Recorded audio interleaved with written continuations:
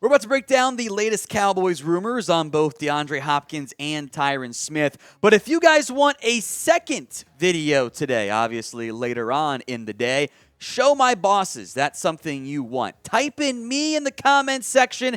If we get about 400 me's, it can count multiple times from the same person, by the way. We can give you guys a second video, so go spam the comments right now.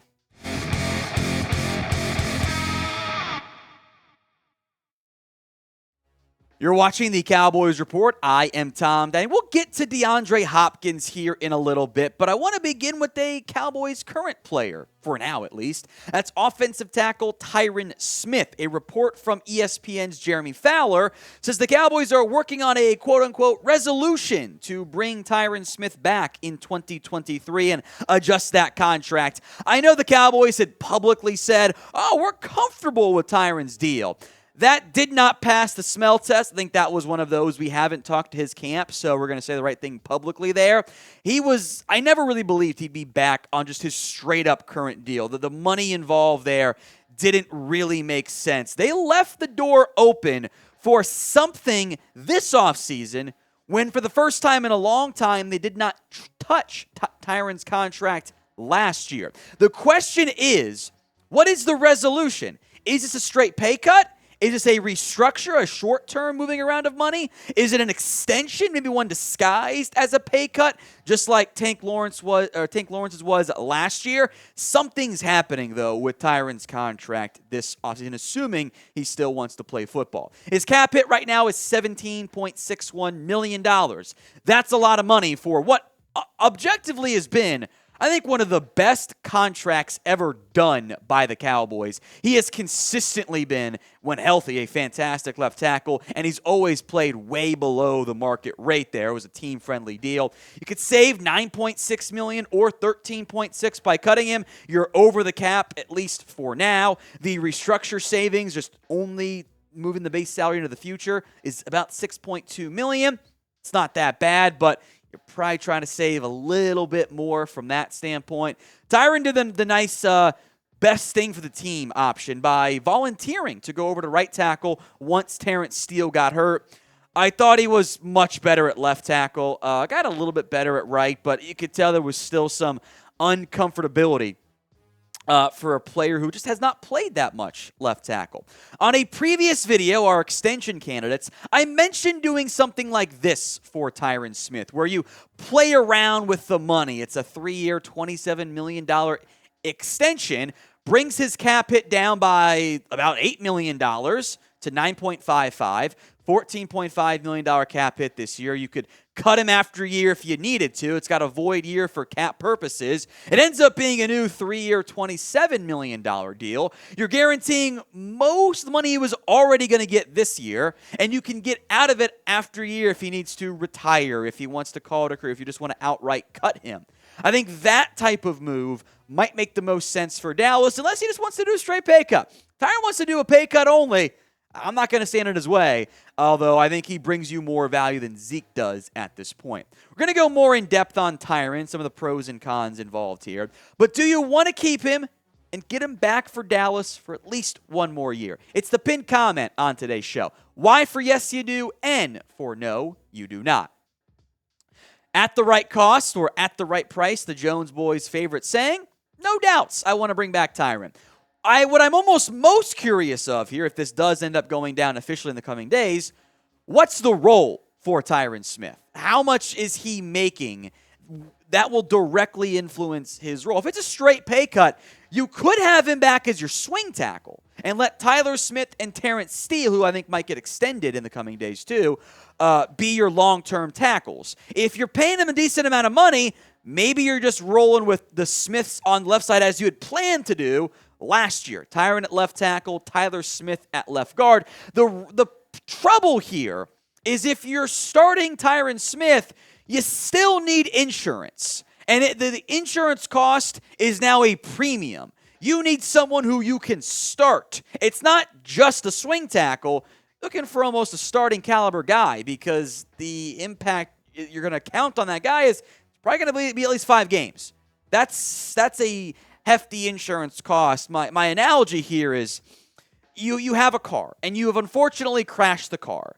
The cost to get a new car is very similar to what it would cost to fix the old car. So at that point, are you better off just biting the bullet? Maybe it's an extra, $2,000 to get the new car. That might be the path you end up going. It's at some point soon you have to go that route with Tyron Smith. The Cowboys Report is sponsored by Athletic Greens. I take AG1 by Athletic Greens literally every day. Get comprehensive and convenient daily nutrition at athleticgreens.com/chatsports. I gave AG1 a try because I wanted better gut health and a supplement that actually tastes great. I take AG1 in the morning, and it makes me feel prepared to take on my day. Once I have baby Olivia all set up with her breakfast, I make my own AG1. I don't feel the need for caffeine in the morning anymore, and I feel energized throughout the day.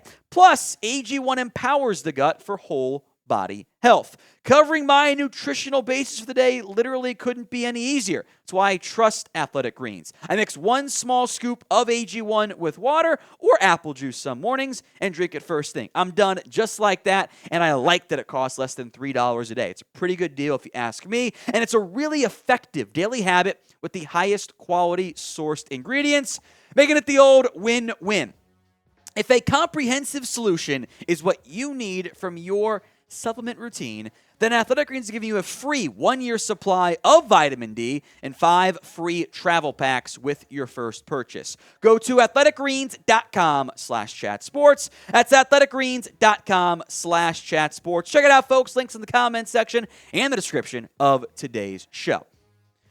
Let's get, I was going to say back, I think it's again into DeAndre Hopkins here. Report out of Arizona, one of the writers for the Sports Illustrated Cardinals site, Johnny Venerable, I think is how you pronounce his last name, says the Cowboys are monitoring the trade market for DeAndre Hopkins. Ooh, what does that actually mean, though? Not that much. If you're a competently run NFL organization, you're monitoring every player's trade market. Even if you don't want to trade for them, you want to be aware of what the asking price and the value is if you end up making a trade of a player at your own position in the near future or go trade for somebody else altogether. That's just doing your job as an organization. Sometimes I wonder if the Cowboys do enough of that when it's all said and done. But there has been plenty of speculation. We talked about Des Bryant stuff. Other outlets have said, well, maybe Hopkins. And if the Cowboys ever do something big, don't think that's going to happen, and it hasn't really been in the works the way it might have been reported initially. Hopkins would fit that mold, and we do know the Cowboys love acquiring receivers. Sometimes they don't hold on to them long enough, but that's a different conversation that we've had many a time already. Hopkins' numbers have dipped the past 2 years, in large part because he's missed time, injury, and suspension. The numbers also dipped this year because, you were trotting out Trace McSorley for games in Arizona. That's not exactly a recipe for success in the modern-day NFL. We're going to spend some more time here on DeAndre Hopkins and his potential fit with the Cowboys and some of the pros and cons. But if you want Cowboys videos every single day, sometimes multiple times per day, especially when you have live days, hit that subscribe button right now, youtube.com/@CowboysTV. Let's break down where things sit with the money, because we know how much Catboy loves his pie. DeAndre Hopkins is set to make $21.7 million this year, $17.2 million next year. Now, there has been a report from Ian Rappaport that Hopkins is flexible on the final 2 years of his deal and might not shoot for the top of the market deal. At minimum, you would restructure that and push some money off into the future because you don't want a $21.7 million cap charge. I interpret, and it's just my interpretation of the comments from Rappaport not being Hopkins would take a pay cut. I don't think it's going to happen. But more of you don't have to give me $27 million a year again. I would settle for $23 or $20 million. And that's still good money for Hopkins. He gets some more guaranteed stuff squared away as well. But it's still a lot of money. And remember, you're going to pay CeeDee Lamb probably $26-ish million a year. I think he's going to beat A.J. Brown because same agent, just a year later, great production too. That's how contracts work. I have doubts for a Cowboys that was not going to give Amari Cooper, because of his availability issues, $20 million a year. If they're going to give Hopkins that, who has even more availability for his past 2 seasons, right? Now, the trade value is very doable. And again, my thought, what I would do, is often different than what the Cowboys would do here. The report, again, out of Arizona, 2023 second-round pick and a conditional draft pick or a player. Note, it's not boss man fat. No one wants him right now. But I would have interest in doing this trade fairly quickly if I were Dallas. And we'll break down some of the negative standpoints here, but that little to give up for a all-pro caliber receiver still, really appealing. So would you trade for DeAndre Hopkins? Not what you think the Cowboys will do. We know what that answer is, I think. Would you go make that deal? Let's say it's a second and a conditional day 3 pick next year. Are you in?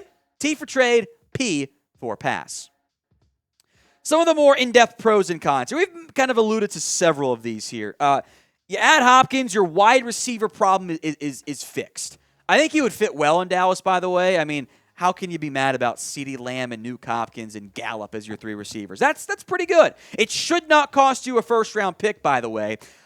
There are some concerns. He's aging. He's missed time. I think he's on the back 9 of his career. That might still be 2 or 3 more premium years. I think that's worth it there. But the Cowboys love their draft picks and cap space. They don't like giving up both at the same time. Amari even was just picks at that point. He also doesn't add speed, for which you desperately need on this roster. But I would not be mad, how can I be, if they actually traded for DeAndre Hopkins. It'd be fun. You get a premium receiver. Now you got playmakers. Now you're, because the Cowboys are going to add a playmaker this year. It's a matter of how they acquire him, and frankly, what position is it, receiver or tight end? But I'll have my doubts about this team. I need to see. There was already a report from Matthew Berry, which is also kind of a part of this, of maybe it's Hopkins. Jerry wants to make a splash. Here's the problem. We have heard the Jerry Jones wants to make a splash claim for a decade now. When was the last time it actually happened? T.O.? Does Brandon Carr even count for that? Like Amari was a trade deadline splash, for sure. When was the last offseason splash that they made? Sure as hell ain't Dontari Poe. The one thing that makes me go, just that little bit of reminder, the back of my head at least. Cowboys do love receivers. They love giving up big assets for receivers. T.O., Amari Cooper, Roy Williams, Joey Galloway. Sometimes not for the best results, but that's a spot they'll make moves at. So probably not going to happen, but it sure would be fun if it did.